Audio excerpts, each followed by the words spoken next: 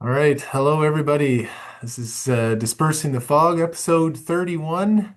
And this is October 12th, Thanksgiving Sunday. Welcome, everybody, and thanks for watching and thanks for listening. I'm Adam Rogers, and I'm here with Paul Palango. Hello, Paul. And I'm here, and as they say in Latin, this is episode XXXI. Ooh. Well, aren't we fancy? The only reason I know any Latin numerals is because I watch the Super Bowl every year. Uh, but that's about it. And sometimes you get them in crossword puzzles. So, Paul, it's been an interesting week. People will notice I've got a different background. This is my actual office, my work office, but that's fine. A little change of pace. Paul, you have your books behind you as usual, and the glass pumpkin. And the glass pumpkin. It's a very seasonal thing. I mean, I know you have that regularly there, but here we are in pumpkin season. Well, I Had said any pumpkin pie it's yet? it's the best crystal ball I could get. So Well, it works when it works. I haven't used it lately, but I am thinking of using it soon. Paul, you might have been disappointed this week. I know that the Nobel Peace Prize was awarded, and you didn't get the phone call again, despite your efforts to bring people together and advocate for peace and all things. But it was awarded this week. All kinds of Nobel Prizes going out this week, and neither of us got a call. Yeah, well, I never expected a call. I think I may have said it before that there was a reporter at the Globe and Mail back in the day. I think it was Arthur Johnson who said to us, "You realize people like us, they're never going to hold a parade for no matter what we do." Yeah. And that's sort of been my attitude through life. I don't expect awards, I don't expect praise. I just do what I do. Yeah. Well, that's you can sleep well at night with that.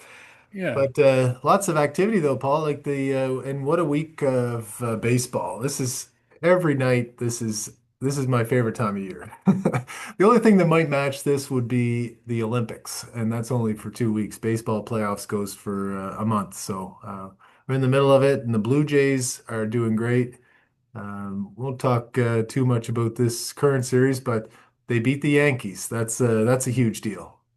Yay. I slept so well. As I said, the Yankees lose. They're on their way to becoming the Toronto Maple Leafs of Major League Baseball.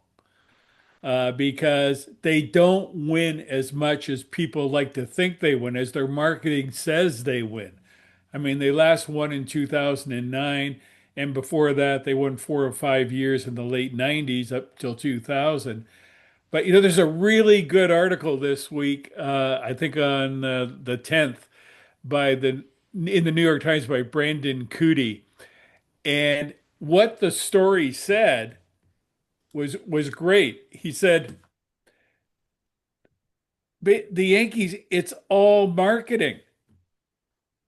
That where they're great is in their, sort of the team store where they have references to all the past and whatever. But on the field, they're no different than anyone else. And in fact, they're probably worse than anyone else because they rely so much on home run hitters. Wow. They're very much like the the Leafs in a couple of ways. Well, a couple of other ways. One, yeah, they outsell probably every other team in merchandise, the same as the Leafs do. You see so many jerseys of those around, and but don't win. The other thing is it's it's such pressure to play hockey in Toronto, and the same way it's a big pressure cooker to be on the New York Yankees and try to perform under those circumstances. Special players can do it, but not everybody can, and so that sort of limits your success, I think, too. Yeah, as this wonderful article says, he says, what have the Yankees done of late to instill confidence that things will be different next year or the year after that? But don't tell the most storied club in baseball that. I mean, it's crazy. I mean, you look at the people writing about it beforehand, and this is what really bugs me. I used to be a sports writer and a sports editor, and I always believed in a little bit of realism and objectivity in covering sports, which, it's sort of it was described as, you're in the playroom of life. You're not supposed to be serious. But how dumb can reporters be? Like one of the Yankees they focused on early, in the before the Yankees series was Trent Grisham and how he's having a spectacular year. Trent Grisham, he hit 34 home runs. He'd only hit nine in the previous years. And why is that? And it's just fantastic. Well, the obvious reason Trent Grisham hit 34 home runs is, what do you think? Because it has Aaron Judge batting behind him, and so everybody's trying to That's throw him right. strikes to strike Yeah, to get him out. Yeah, anybody who understands baseball knows that's why he's getting strikes. He's getting pitches to hit because Aaron Judge is hitting behind him. I mean, Trent Grisham in before the Yankees picked him up and converted him into look at this great player, had the lowest batting average in the major leagues a couple of years ago for anyone who qualified. He batted 184. yeah, I just mean, yeah, he was a bad player, and but the Yankees got him and turned him into look at this Adonis, this great baseball player like Giancarlo Stanton, another guy who just fails in the playoffs yeah. because they're home run hitters. Home run hitters do not do well in the Easy to playoffs. pitch to once you figure them out. It's like anyway, in Grisham's state, it's like being Bernie Nichols. You're all of a Yeah, sudden you're Wayne Gretzky's left winger. Guess what? You're going to get a lot of goals. That's that's just how yeah, that yeah. works. And you don't want to take, another team doesn't want to pay a lot of money for him because, you know, Hasn't shown it's just, independent success. And yeah, last thing I'd say about that, Paul, like everybody, I know Yankees fans are complaining, well, we didn't have Garrett Cole, our number one pitcher. Yeah, well, guess where Bo Bichette, our Blue Jays number one hitter and the major American League leading hitter, was injured as well. So don't get yeah. us. As I said, I had someone saying the other day how much they hate the fans of certain teams, including the Blue Jays, Yankee fans and whatever. And it's just, I get it. I've never been a fan. I like picking, like on my cars, I like picking the best car available at the time for the price I can afford. I'm not a Chev guy, a Toyota guy, whatever. I No. pick the best available car. But spectacle and the selling of spectacle, is it appeals to superficial baseball fans. I call, the people who get their news from Netflix. They prefer spectacle over strategy and execution. And more often than not, like in real life, spectacle usually loses, except in elections, primetime television, and TikTok. Yeah. That's our life. Yeah, it's something else. Anyway, we'll see what happens next now, and then hopefully on to the World Series and beat the Yeah. Dodgers or whoever And emerges.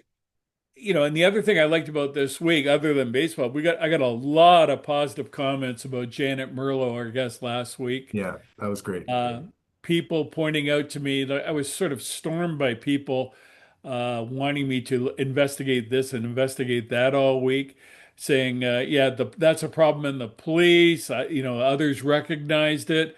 Um, but corrections and military, same problem. People called up saying, "Why? When are you going to look at corrections in the military? The same problems exist there in these federal bailiwicks."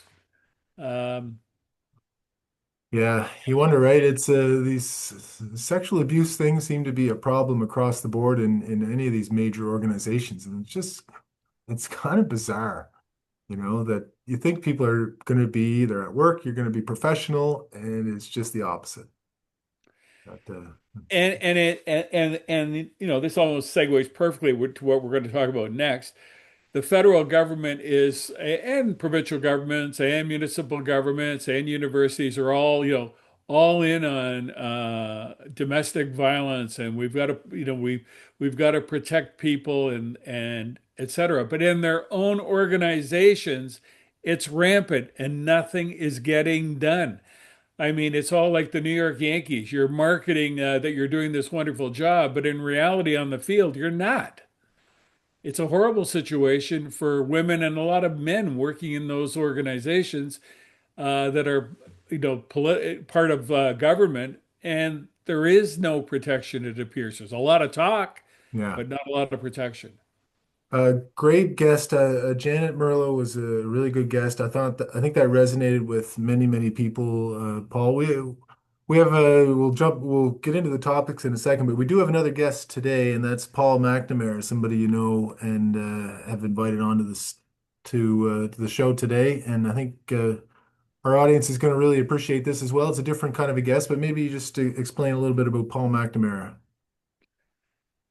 Well, Paul McNamara is a former Vancouver detective. I met with him out west, and I think he's going to tell a riveting story about what he's been through and should alert Canadians to the real problems we have with government, the law, and accountability.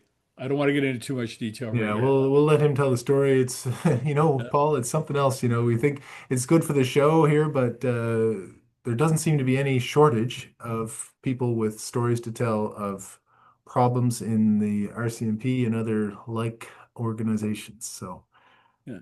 we'll keep bringing them to people. And so, Paul, we got on Friday the new breaking news. We'll cover a few stories here today. Maybe get into a little bit of the Freedom Convoy sentencing, and the premiers are talking, and there's a DUI case out of Nova Scotia that I think people will find interesting. But the Mass Casualty Commission Progress Monitoring Committee came out with another report update on Friday, and there was some articles from it in the Chronicle Herald and CBC News. And I defy anybody who read those articles to tell what was done and what is going on with this committee. What was your read on that situation? Well, exactly that. It's, you know, uh, on our show and in my book, Anatomy of a Cover-Up, I show that the narrative is not true. Nobody wants to deal with it, and it shows the power that and the intransigence of government, its institutions, and the media, and the public who supports it to go along with a false story. The story is not true.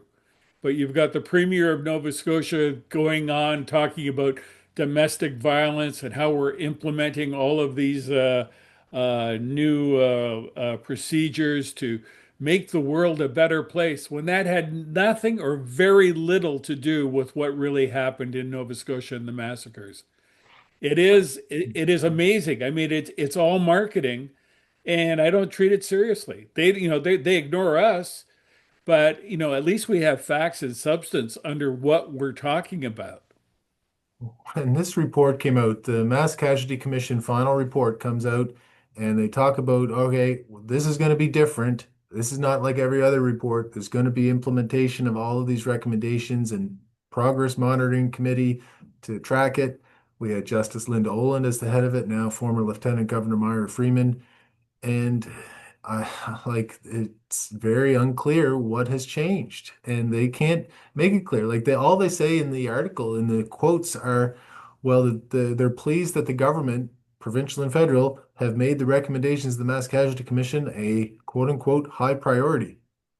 What does that mean? I mean, because if they're not getting anything done on these recommendations, there really isn't anything concrete. Like they don't say we can say we've done this, we've hired this many new people, we've created this new framework, we've enacted these new laws and this new process. Like there's nothing specific about those recommendations. They've just heard from this or heard from the RCMP, heard from this, they've heard from everybody on updates, but tell us something. Tell us something specific that proves or can really credibly demonstrate that there's been anything different.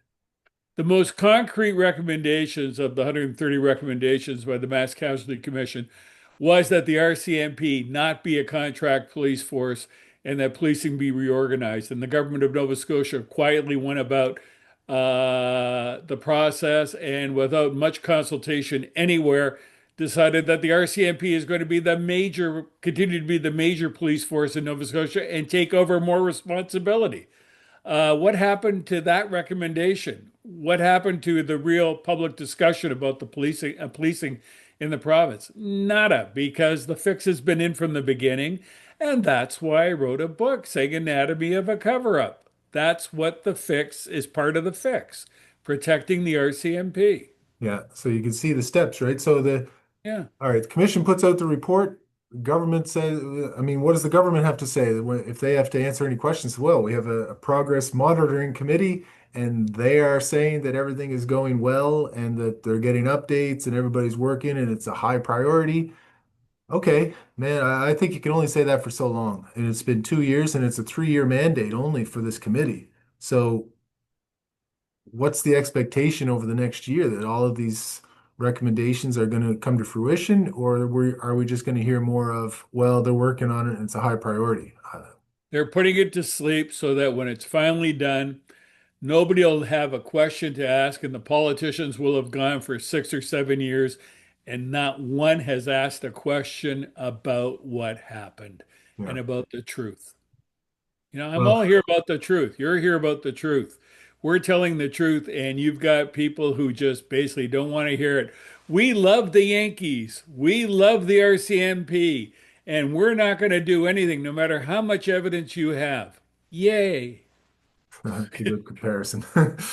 So, all right, well, we'll see. I mean, it might not be until Lisa Banfield's book comes out in January that re people really draw their attention back to this topic. I don't see a lot of, I mean, the political leaders in Nova Scotia were asked about the Progress Monitoring Committee update, and the government says things are going well, the opposition says things are going well, but it should be faster. Like nobody's really having a pointed critique of it. So anyway, we'll see. We'll see if that changes over the next few months.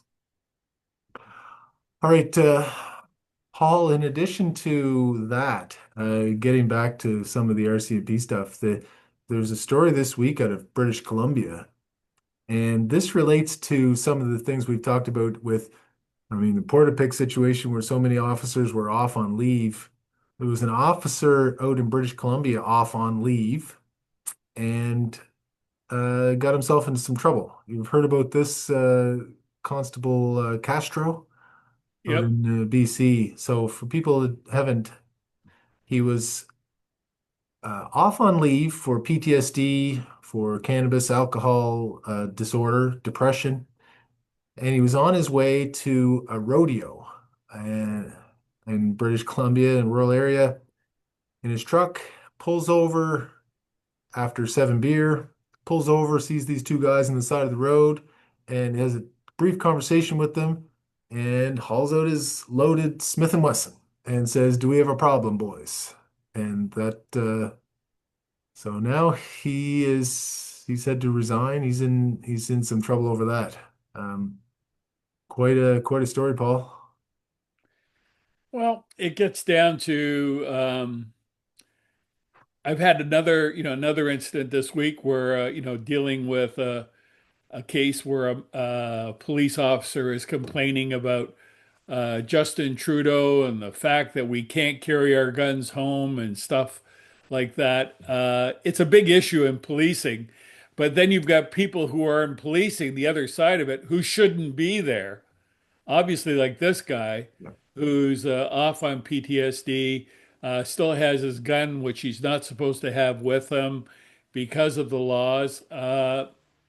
It's just like the lack of accountability goes on and on and on. There are people off for long-term disability who never come back to work, and they're not being forced back to work because the RCMP has no sort of protocols or procedures to deal with that. The taxpayers just keep paying for years and years and years for people who shouldn't be there. Yeah, it was pretty strange situation. I know he's had employment discipline. I've had occasion recently to do research on cases where people have had guns in a vehicle, and the jail terms for this go into the years very quickly, right? So it's considered very dangerous. Like I know the story was sort of framed as he had to resign. Not a lot of talk about the criminal charges aspect of that, which I think I'd be surprised if that doesn't flow or follow from it. But Well, usually in the RCMP, you resign and you duck any responsibility. You're just Yeah, allowed it would to be, I think, troubling in this case. I mean, the two people the two guys he pulled up to, it didn't seem like he knew them or had any real particular beef with them. They just talked for a bit, and then he, flashes his gun. Like, Well, that wasn't him flashing a gun. That was the 7 beers flashing the gun. Let's yeah, yeah, makes it better. Fortunately, at least when he got to the rodeo, there was an officer that was monitoring the entrance, saw him, and then they did actually take action. So I guess credit to that, but. uh, Yeah, some concerning situation. We had another concerning situation. We've talked about some undercover stuff with the RCMP, and there was a story last week out of this case out of Truro. I haven't really found any more about it, but we saw a story this week in Atlantic Canada of a former undercover operator. He wasn't an officer, but he was being used to do undercover work, suing the RCMP, saying that when he was 17 years old, that he was sent into a Moncton hotel room where there was a sex ring going on or sexual, offenses, trafficking going on. And the RCMP sent him in to check it out and see if he could find out what was going on, and he ended up getting abused. So now, but then kept doing more undercover work for the RCMP over the years. Went into witness protection. Now he's out of that. What a mess. well, Paul Derry, his name, has been a frequent commenter on my work, especially since the beginning of the coverage after the Nova Scotia massacres, and basically a go-to guy for the media, saying that he was saying Gabriel Wortman from the beginning. Gabriel Wortman is not a police informant. Presumably not a police agent, which I very well, I think I've made the case quite well in Anatomy of a Cover-Up that he had to be one based on all the evidence that's there that shouldn't be there. Derry has his own website now. I'm not sure what he's up to. I think he's like 60 years old. Yeah, it looked older. Um, but what it tells me is that the RCMP cannot make a case without an informant who usually becomes an agent afterwards. That's their MO. And getting back to the case you just talked about, the John Cook murder trial in Truro, which has received no coverage whatsoever. That ended with a hung jury on Thursday night. Oh, No reporting about it because the jury said we can't get to the bottom of this. And I think one of the problems is the informants. I understand there may have been a Mr. Big Sting involved where the RCMP set up this giant series of scenarios. And those close to it, we can't really talk about it because there's a ban on publication. But there's obviously problems with that investigation that the jury isn't buying. And it goes down to the RCMP, the way it conducts investigations. usually those with those Mr. Big situations, the strategy from the defense is to discredit the Mr. Big operation to the point where the evidence gathered from it would be inadmissible at trial. But if it is admissible, then often it's quite damaging because, people open up to those in the criminal underworld if they're trying to impress them and get into, go higher up within the organization, get more important roles. And so that can be used against them, but it's inherently unreliable because people make up stories to try to get up in the criminal world too. And so, but if it's used in a jury trial, that's peculiar. A hung trial, a hung jury, that's well, Well, I think one a of the lot a issues, lot of money down the drain because those Mr. Big operations are expensive, and so is a jury trial. I think one of the big issues you just touched on, my understanding of this, and I haven't got a direct line, but much of the Mr. Big evidence was discussed in a series of voir dires, closed hearings without the jury, and that more than 90% of the evidence from the Mr. Big was not allowed before the jury. Okay. So that what happened is obviously the jury seems to have felt that we don't know enough about this. We're only hearing snippets. There's other stuff here we want to know about, you know? Well, That's my guess. I don't well, know. that's probably a good reading between the lines because Yeah. the police, when they have those Mr. Big operations, I mean, that t tends to be the bulk of the case Yeah, and because I would like to, you when know, this, I think a new date is going to be set for a trial on November 4th, probably in the new year. I think I'd like to see more, may even go to it to find out a little more about this case because it was one of many things that was brought to my attention over the last week. There was another dispute down in Digby Neck, a land dispute. There's all kinds of stuff, things going on in Ontario. We can only do so much because the media is yeah. doing nothing, you know? I'll mention a couple of things. I don't want to keep keep Paul Yeah, we're McNamara getting a waiting too little, long. yeah, we're running on here. Yeah, that's fine. It's all interesting stuff, Paul. There was an interesting DUI case this week. People are always interested in DUI cases. So people get charged with refusal, right? Because they try to blow into the straw and they can't, or they claim not to be able to.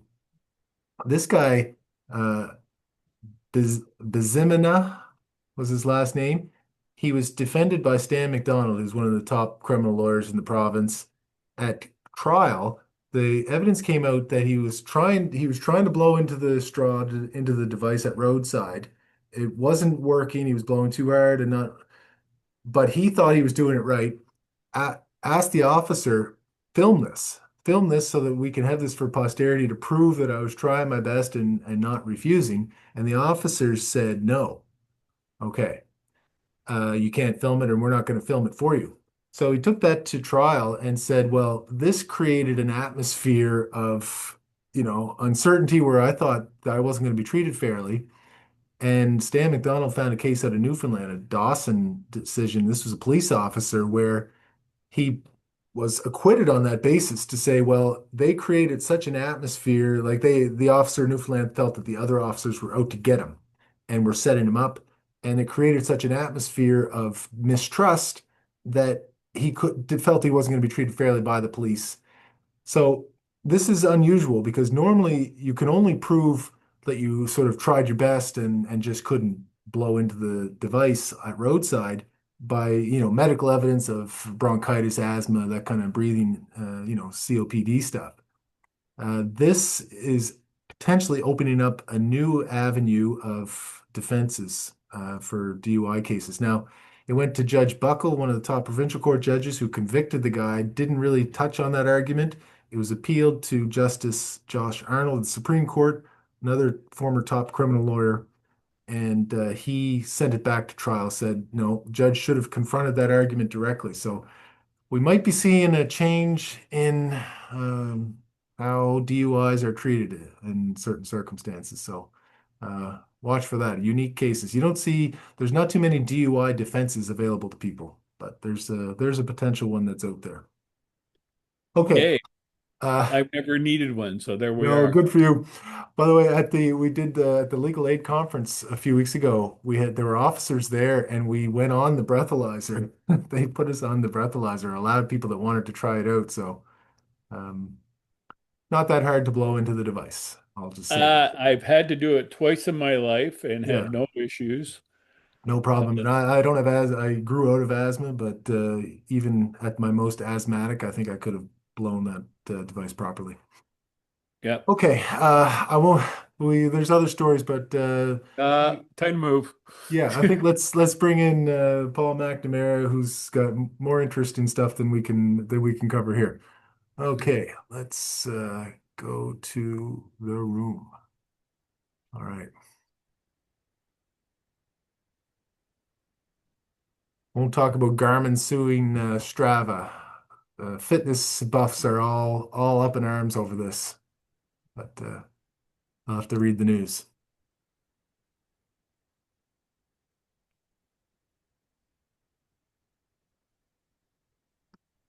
There we go. Yeah, okay. Little video. Hang on a sec. Hold on here.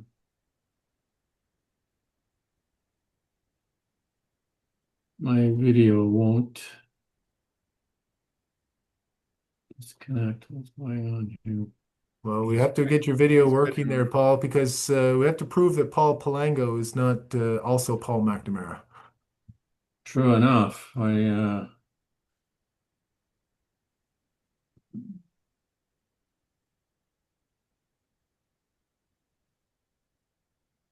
It's funny, I tested all this literally before we came on, and it worked, and now it's not working.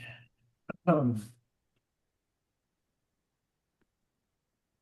there we go. There you are. Great. Back at it. All All right. right. Welcome. I mean, I have to prove we're not the same person because, as you know, my wife is Sharon McNamara, and I'm often introduced to her as this is Sharon McNamara and her husband Paul. And people say, "Hi, Mr. McNamara, how are you doing?" So you're my alternate ego. Yeah. Not Or the sure other who way that's more around. trouble for, but we'll find out, I guess. I know, absolutely. Yeah.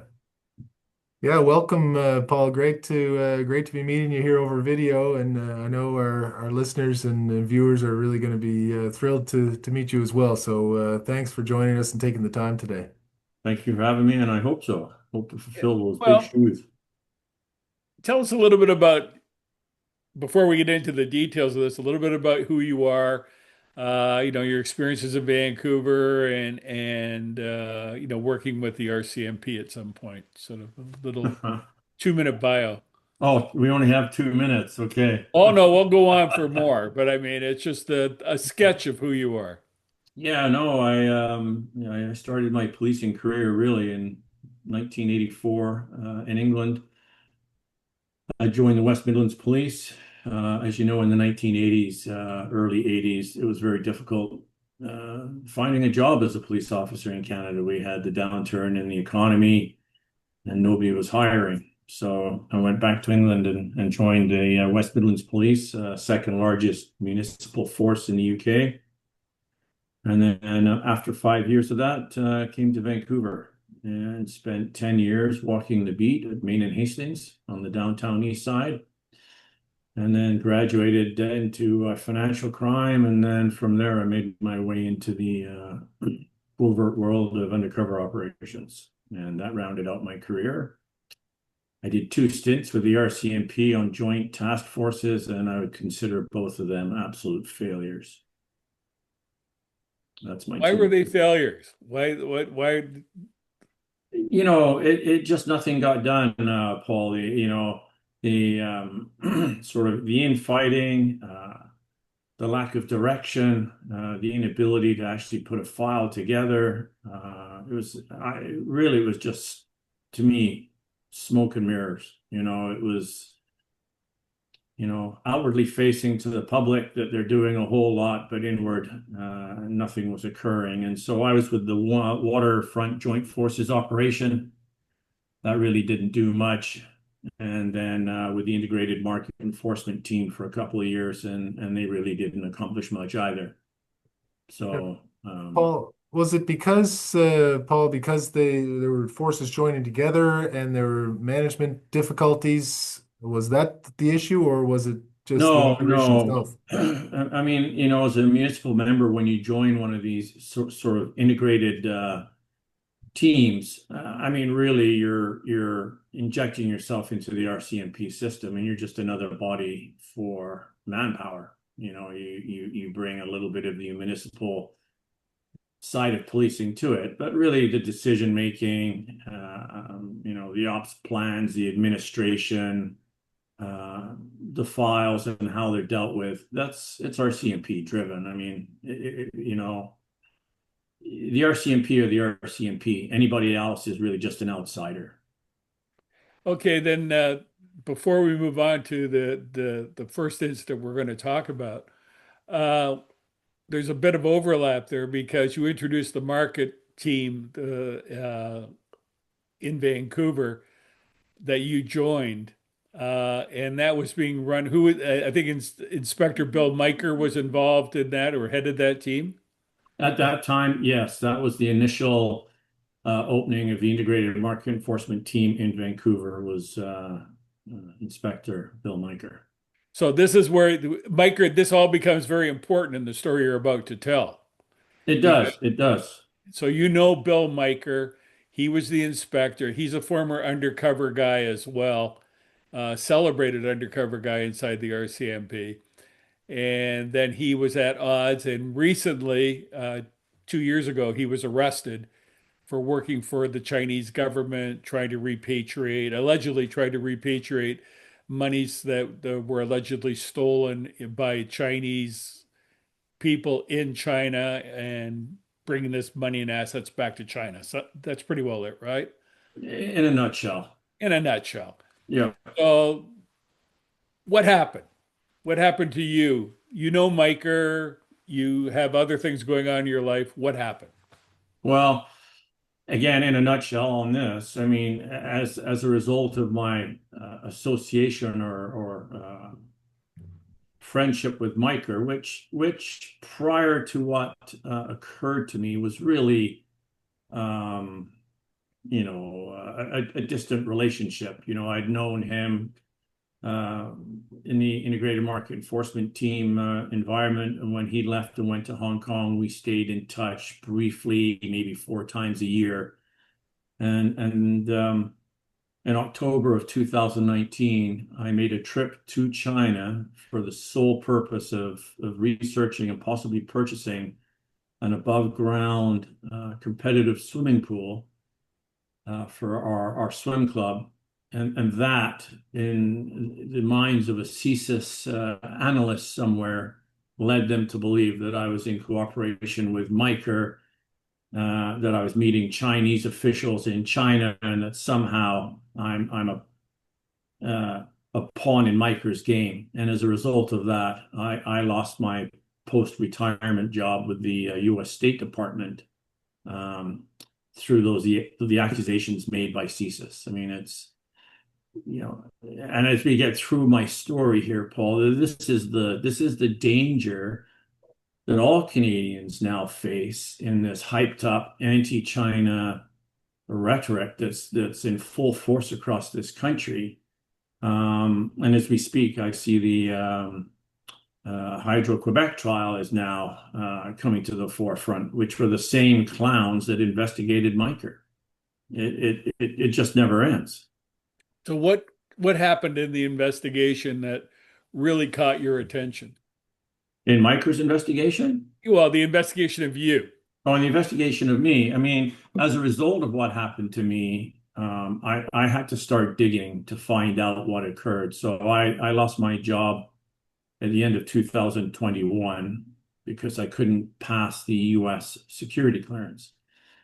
And, what's interesting about that, Paul, is the US security clearances are very, very in depth. You have to fill out, much like you would for a Canadian security clearance, you have to fill out 50 pages of a form that goes into your family history, your friends, your work, where you live, what your hobbies are, what your beliefs are. um, and so I passed that, which means the US intelligence checks were completed. All Canadian law enforcement checks were completed, and the only outstanding task, as always, is CSIS because they're so far behind on security clearances. And mine got pushed through very quickly because I had full access to the US Embassy in Ottawa, along with all the consulates in Canada. As a result of that, I said I lost my job due to my relationship with Micah. And the further I dug into this, I ended up meeting Sergeant Peter Merrifield of the RCMP, who has run into his own issues as a result of having a relationship with Micah, all based on information forwarded from CSIS. And just to back up here, Merrifield is the number two person now in the RCMP union, the National Police Federation. And he previously had a fight with the RCMP over running for political office back in 2007, 2008.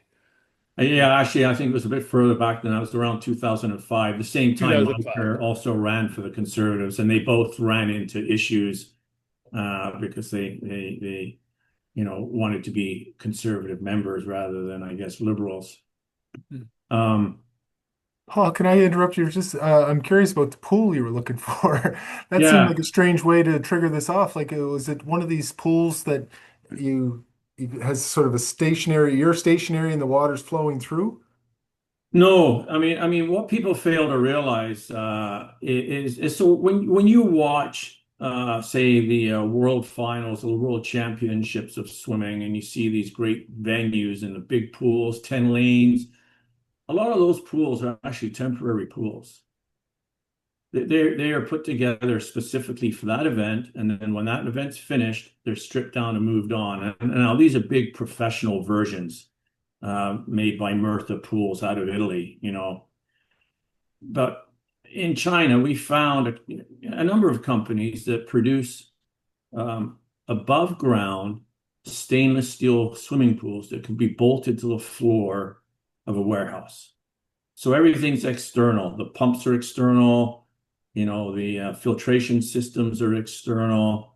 And you can have this 6 lanes, 25 meters. You can have it 10 lanes, 50 meters if you like. Yeah. And it was only So available in China and nowhere else.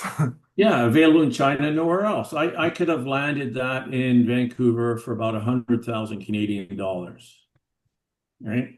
For me to even just think about putting a hole in the ground in Canada would have cost me $500,000. And then the costs just go up from there. Yeah. Um, Well, not a great so that, reason to have you to make you a suspicious person.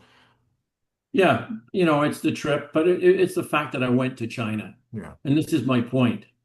So, It's the so fact that you went to China, you mentioned China. Oh, you went to deal with the Chinese. From 2018 on, that puts you in the in the camp that the anti-China crowd makes you a spy. And trust me, you've only got to look at the media landscape right now, guys. And you know, as of 2018, once the FBI gave the signal that China is the big evil empire, and CSIS drank the Kool-Aid, the likes of Sam Cooper and Dean Baxendale and Calvin Krusty and Gary Clement and a few CSIS people who've left, they've joined the anti-China bandwagon because it's a great industry and it's where they're at.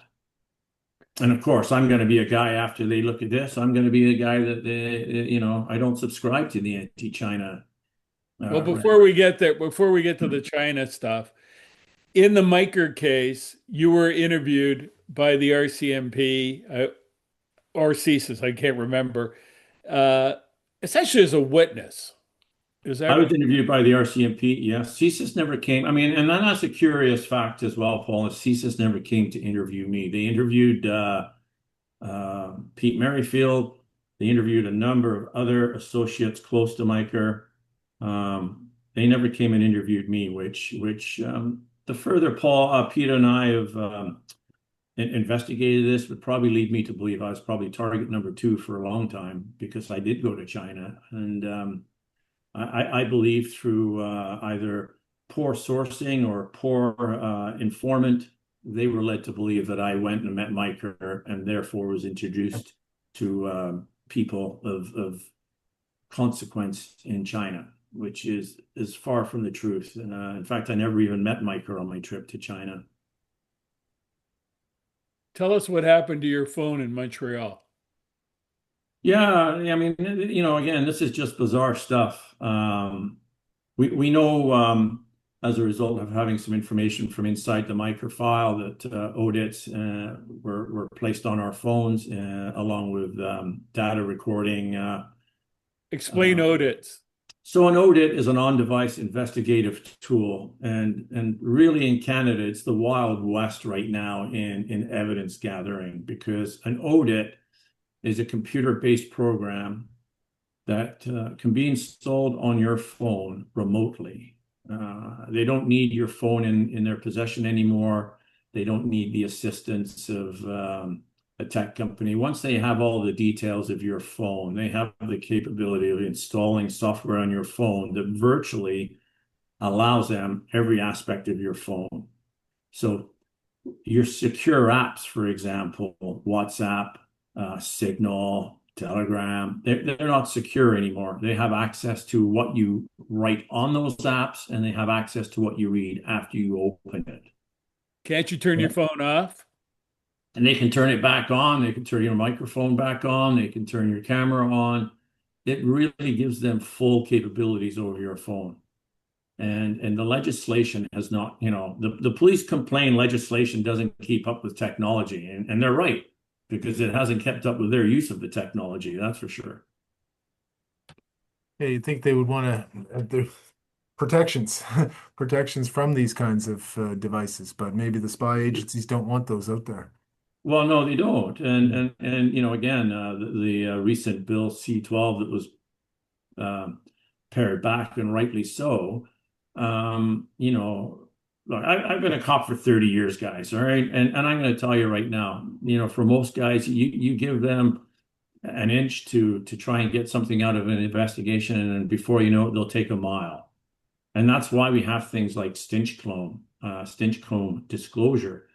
And again, there's certain members of the anti-China crowd and the sort of anti-crime crowd. They're all stench combs a huge problem for the police. That's why the RCMP and the police in this country can't investigate crime, and I disagree with that. Um, Before stench we get into combs, that, though, let's get back to the phone. How did you sure, notice your phone? How right. did you notice your phone was a problem? So I was walking around the F1 track with my family, and I was on the phone with Pete Merrifield. And my phone, I got so hot, I thought it was going to melt down. Like, it was incredibly hot. And I have an iPhone. My daughter has an iPhone. Of course, being a young lady, she's very savvy with technology. And she's like, Dad, this just isn't right. I finished the phone call with Merrifield, and then I go to make another phone call, and my phone says, I've been locked out due to too many password attempts. And So I've been holding that phone in my hand the whole time. So And what did and that lead you to do? well, I mean, further on, I have to wait an hour for the ability to get back into my phone and put my correct password in. But later on, through Micro's disclosure, I came to learn that there's an email that suggests they have to be careful trying to get into devices, because too many password attempts would shut it down. So So they were trying to get into your device using passwords and just use too many and it shut down. You'd that's think my if they had belief. a device like that, they would be able to bypass your password requirement, but maybe not. Well, I mean, what I advise people on your iPhone is, in all your apps, uh, say your Gmail app, for example, you require not only do you require a password to get onto your phone, not only do you require two-factor authentication to get on your phone, once you on your phone, you can encrypt your apps like Gmail. You have to have another password or two-factor authentication to actually open that app within the phone. And so now you need another password. So you need more passwords. So Were there, I'm not an expert. I'm not an expert on audits, but there's a lot of strange things have been happening with our phones between myself and Merrifield. I noticed things happen on my phone. My phone last week got drained from, I put it away at night, it was 78%, got up in the morning, it was zero. I Yeah. don't, yeah, I don't know what happened, but do you have any idea what kind of program was used? Was this an Israeli program or any kind of Yeah. illegal program that's not usually used in Canada? No, I couldn't tell you. I have no idea. But, it leaves you, it leaves you, I don't want to say the word paranoid, but it leaves you, wondering, as you said, you look at your phone and it's on full charge, and 2 hours later it's empty already, and you're like, what's going on? Um, and there's goes through periods of time where it gets super hot. It's running at full speed. And when that's occurred, both Pete and I have had the same issue at the same time with our phones, and it usually comes around something that we feel we've done that's pissed a lot of people off. Like when we wrote the letter to Carney, I mean, shortly after that, our phones were always like having issues. What was the letter to Kearney? We wrote an open letter to Carney, suggesting a number of ministers should be removed from their positions because long before Micah had been arrested, we were aware of national security issues that needed to be addressed. The use of audits, poor information gathering, poor dissemination of intelligence. Um, Nobody wanted to listen. So do you think the ministers should have resigned because they were aware of the audits and weren't doing anything about it, or that they weren't aware? Well, we made them aware and nothing Okay. was done. We're saying, we wrote to the Prime Minister's office and they said, yeah, yeah, a couple of people get back to you, Mendocino being one of them. Nobody ever got back to us. Is there Nobody, there's a lawsuit now, is there not? no, I think there's a number. There's a lawsuit, myself and Merrifield is suing CSIS, yes. Where does that stand? Uh, in the circus of just court going around in circles and the Department of Justice doing everything they can to deny, delay, and uh, prevent the truth. Well, So we certainly can if get, you're on their side, you wouldn't want too many. If they're using these as an investigative device, spy, investigations that are secret, they wouldn't want it to be widely known that that's something that's even possible. well, look, I mean, I keep hearing this all the time. Every time CSIS comes out and says, well, we can't reveal sources and methods, right? Like, if you're a really good crook or you're a really good spy, you know sources and methods. And if you don't know sources and methods, then honestly, guys, we're just catching the dummies because, this is like drug traffickers and you read about it all the time. Oh, bad guy A was seen passing a bag to bad guy B in a parking lot. They did, of course, they've done a drug deal. Yeah. But these aren't smart people. No. You know, you're under surveillance. You're in an open parking lot. There's video cameras everywhere. There's a multitude of ways to do a drug transaction without anybody knowing what you're doing. Same as sources and methods.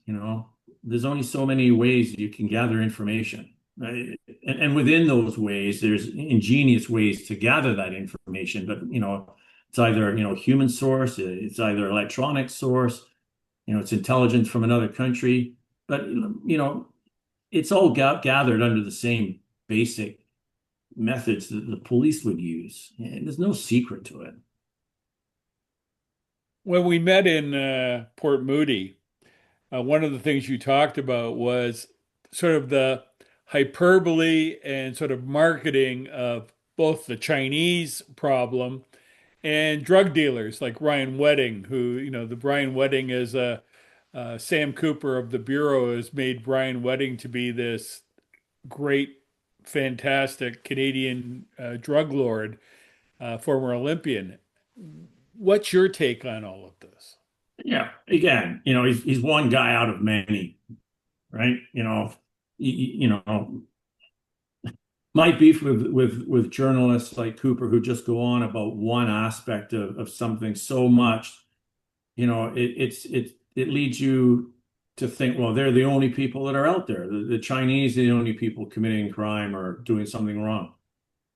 Ryan Wedding's the only drug dealer in the world that's as good as he is. I mean, there was an example in the news a couple of weeks ago of a couple of Scottish drug dealers who were arrested in Dubai for being prolific drug dealers in Scotland. It's just it's another guy. It's another person dealing drugs. When he's gone, there'll be another person to take his place. We sometimes joke, Paul, among the defense lawyers and stuff. There's not a lot of Ocean's 11 criminals out there. Most of them aren't bright. I mean, the ones that are really good, you don't hear about. No, it's hard to catch good crooks. It's easy to catch the easy ones. It's easy to, I mean, it's easy to try and make something out of a molehill than it is to actually try and capture the mountain, right? And I think we're seeing this in the China national security world. The Montreal police station fiasco has just fallen apart because there's no evidence. Well, You that's the know, Chinese police station in Montreal. yeah, yeah, that's just collapsed. No evidence that prior to that, after the foreign interference inquiry, you've got Commissioner Flynn, Deputy Commissioner Flynn, Larkin, no, Flynn, Duhaime, and Bridget Gauvin. The three of them standing there saying, the RCMP can no longer reach the gold standards of evidence gathering and prosecution. So let's take alternative methods. Okay, so what we just bypassed the Charter of Rights and the ability for police to get warrants and the police station fiasco, for example. Let's park cars out front. Let's intimidate the Chinese neighborhood and make it difficult for them to continue doing business. And then after all that, no charges, no evidence, no foul play. Yeah, I'm sure people were expecting a little more out of that situation. Right, And right. that's where No? Miker falls in under that sort of thing, Hmm. where he was charged with trying to help the Chinese government get a former Chinese businessman sort of arrested and having his assets seized in Vancouver. Is it? Yeah, under this very broad, Section 22 of the SOIA Act that basically says, you're guilty of an offense if you think of something to do against somebody somewhere at some point in time for the benefit of somebody. That's a pretty good charge. Not How very is the specific. Miker case going in your opinion? We haven't heard much about it. No. So let's bear in mind, he was arrested, July 18th, 2023, and charged in Quebec, even though he was arrested in Vancouver. He subsequently fought the jurisdiction issue and was able to get back to Vancouver, to BC. He was charged provincially, so Jordan was about to run out in February of 2025. And very quietly behind the scenes, George Dolhigh from the Public Prosecution Service dropped the provincial charges and very quickly and quietly substituted that for Supreme Court indictment, therefore extending the Jordan factor now to February of 2026. You know, it'll And take it still from no 18 further. months to 30 months in terms of a Correct. rough timeline. Correct. Yeah. Yeah. Yeah. Yeah. Yeah. And still no further ahead. You've kept a guy away from his family for 2 years. You've cost him an extremely large legal bill. And there's the threat reduction measure right there for you. That's the punishment. What would you say about Miker himself as, potential asset to Canada or his service? Like, what's your view of He's, all that, I guess? my view of all that is like probably a lot of police officers leave and take their skill sets and try and go to the corporate world. We all know what's in the news. We're talking about the person he supposedly tried to instigate his return to China was Kevin's son. Kevin's son, the actual file for Kevin's son came out of a lawyer's office in Vancouver who said, "Hey, can you do due diligence on this guy before we get into business for him?" Basically, was at the head of the Chinese. And the more they look at it, yeah, okay, there's a potential asset recovery case here. So, everybody jumps on this bandwagon now. So what I would suggest is if you're a criminal in China and you can get away with millions of dollars and make your way to Canada, you're home free. Why not? Right? Rip off the government, rip off a bank, put a bunch of shady business deals together in China, abscond with X millions of dollars, come to Canada and you will be welcomed and looked after. Because all you have to say is the dissident word and you are safe. Tough to investigate. Paul was saying all the nice cars that he was seeing out in British Columbia and the housing Yeah, prices are through the roof, and yeah. all of those effects. Yeah. One last, but we're running out of time here. I got a question. You brought up the group of Sam Cooper and Gary Clement, who I know, a former Mountie superintendent, publisher Dean Baxendale, and this the anti-Chinese sentiments. One of the stories that really sort of made a lot of waves back in the day was Sam Cooper at the Bureau having a video of Miker with a notorious Chinese criminal I believe it was a casino in Macau. Hmm. Can you tell us anything about that? Well, what I can tell you is that when that article came out, my wife looked at that picture and within 5 seconds she did a Google search and said, "Well, this is from a movie. This is from what was it, Vegas to Macau too. And sure enough, you do the research. Yeah, it's Miker on a movie set playing a part in a casino. Was it Wow. So really Miker? Was it really Miker, or was it somebody who yeah, looked like Miker? yeah. It was Miker. Yeah, he showed me the video clip of that of him playing in that movie set. So now we've got a journalist who supposedly knows everything about China, um, posting a picture that was from a movie set. Hey, it's happened to me in the past, but mine was purely an accident. Uh, Well, and this was no I accident. apologize profusely for the error. But Yeah. This was no accident. This was a determined reporter to further his view of China and Riker, and he put the two together, and he got it wrong big time. And what's really funny about that whole event is he actually appeared on the what's it called? The Royal United Services Institute, the RUSI website. So that's a big think tank in England. And he appeared on that on a podcast talking with a few other experts on casinos and Chinese money laundering. And the night before he produced that article was on Rusi suggesting he had a great article coming out. It's going to be absolutely amazing. And sure enough, out comes the article. And very quickly, Rusi scrubbed that entire podcast from their website. Wow. It's great. I So mean, people are motivated to try to try to make something big and promote themselves as a result. it is, and this is exactly what it is, and it's a group of people that are out there to, jump on this bandwagon because for them it validates them. It sells books, maybe it gets you, you know, uh, speaking gigs somewhere, and you get to play the game. I But see they have an article out. I see they have an article out this week about Prince Edward Island yeah, yeah. and people moving, Chinese moving in there, Chinese allegedly links to the Communist Chinese Party buying up land in Prince Edward Island and some more of the same. Do you think I, it's not a problem? you know what,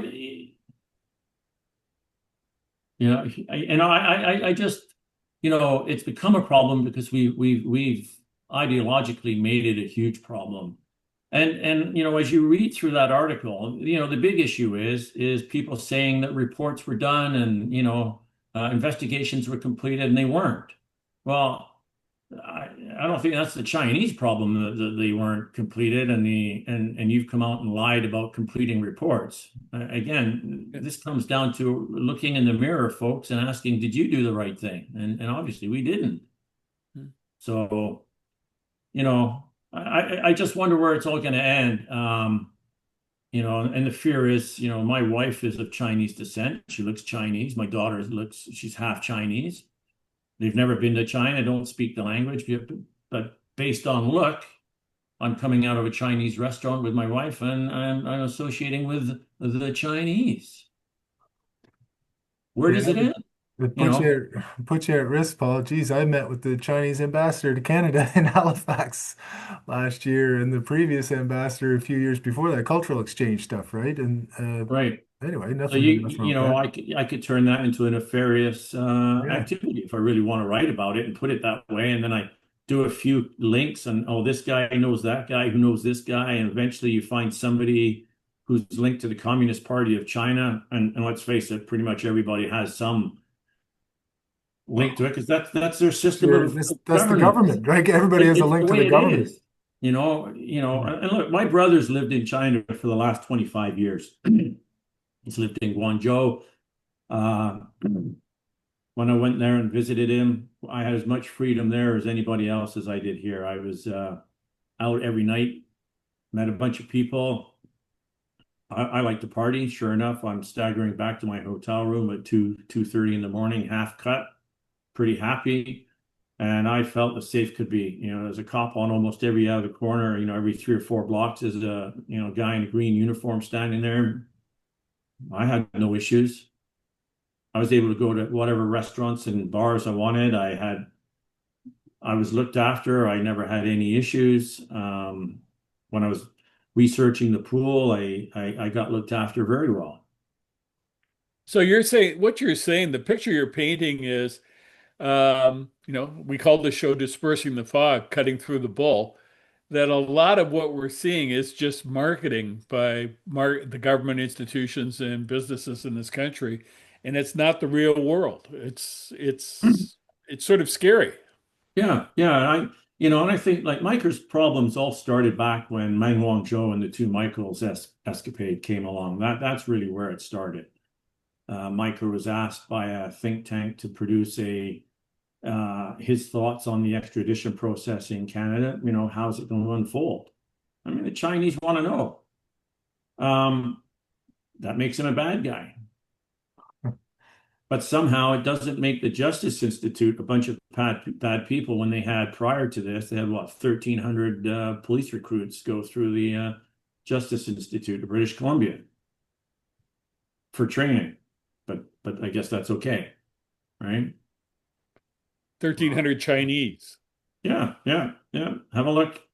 Yep. Yeah, yeah. Yeah. I think So we got to continue this conversation another day. It's yeah, like, Yeah, well, there's that's a a lot. lot there, Paul. There's There's a lot, but it's the hypocrisy of it all that comes down to as well, right? I mean, this is there's going to be two camps. There's the anti-China camp, and there's going to probably be my side of the story where I don't think it's as bad as the anti-China camp says. And you know, it comes down to our opinions. But at the end of the day, I think the issue is an issue that people are taking advantage of on the anti-China side because it works for them right now. Yeah, it's unfortunate when, I know in Nova Scotia, the former premier here has traveled to China for doing business deals and has nothing but good things to say, and there's lots of that too. It's and even on the Miker situation, trying to advise on what the extradition process might be. Well, what's wrong with that? I mean, that's no different than a defense lawyer in a criminal file, right? Somebody has to tell the person what the situation is and what their options are and all those things. There's nothing that's Yeah. just professional advice.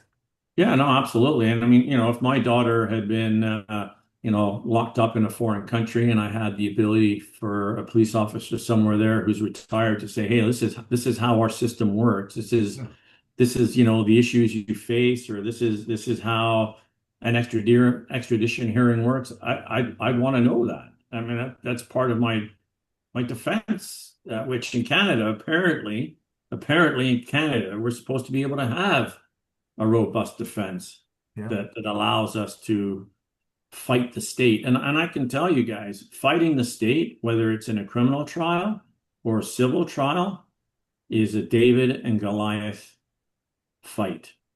It is not on your side. The government, they have a sledgehammer, and I've got, a little plastic hammer to fight back with. That's where we're at here. Well, we're happy to add a little extra weight to that hammer, Paul, if we did today, and at least giving you a platform to talk about some of these things. I think they're really important, and I think our audience will really enjoy too. But I agree with Paul Palango.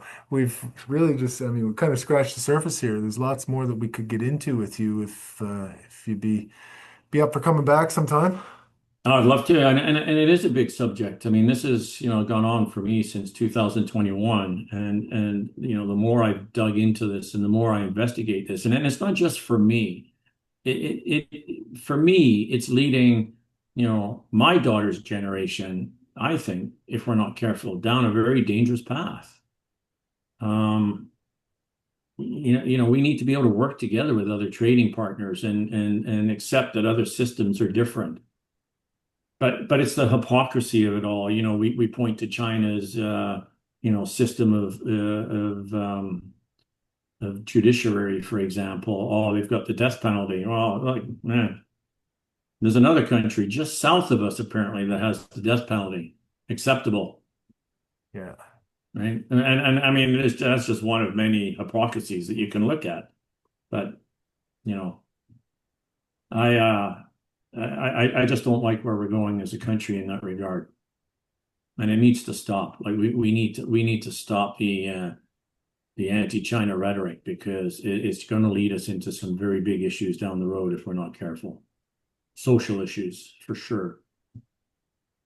Good.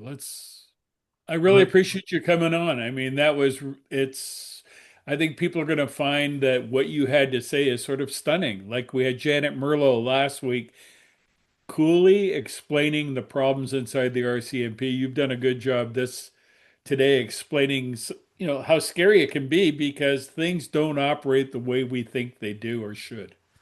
No, they don't. They don't. And the truth is hidden most of the time, as you know, Paul. And again, dispersing the fog. The RCMP much fog in the room as possible.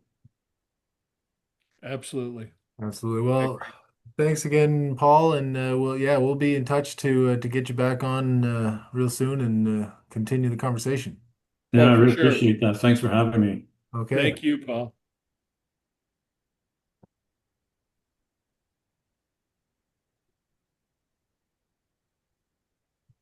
All right. So, There you are. So well, what'd you think Paul, of him? what a guest! Some stuff he's been through. Just trying to get a good swim in.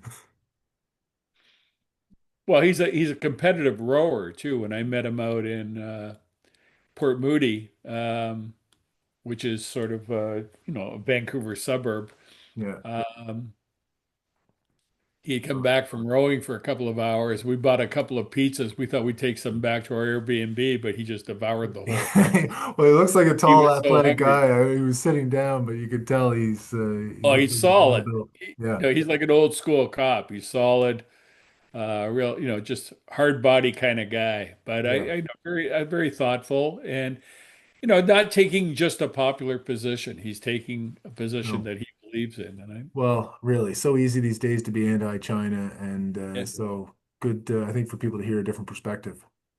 yeah, it's really good.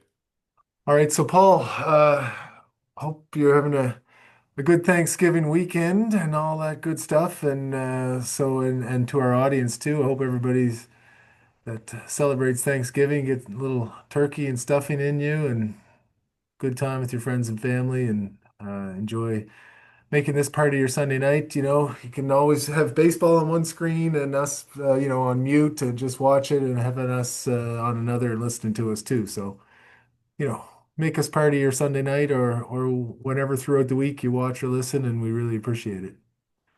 Yep, and I'm going to celebrate Thanksgiving by not buying anything in the RCMP collection, being provided by Soapstones Naturals.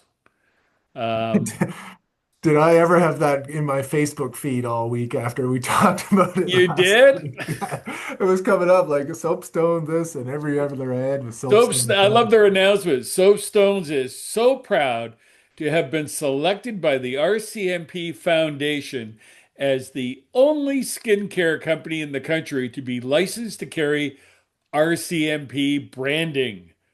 We have crafted a range of beautiful products deserving of this honor and invite you to check them out. Have they not followed the news? We have Aurora body butter. Oh, $20. Yeah, not a Alu- bad price, Paul. What do you normally Aluminum pay for body baking butter? soda free deodorant. Facial scrub. Yeah. Well, how much is Canadian the? Canadian Shield aluminum and baking soda free deodorant. Ooh, Shaving butter.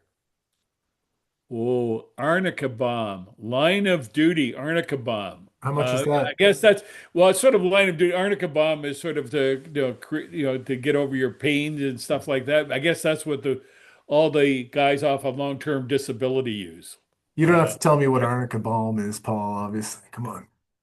well, I don't know. No, I'm I'm not just talking to kidding. you. I'm talking to the others.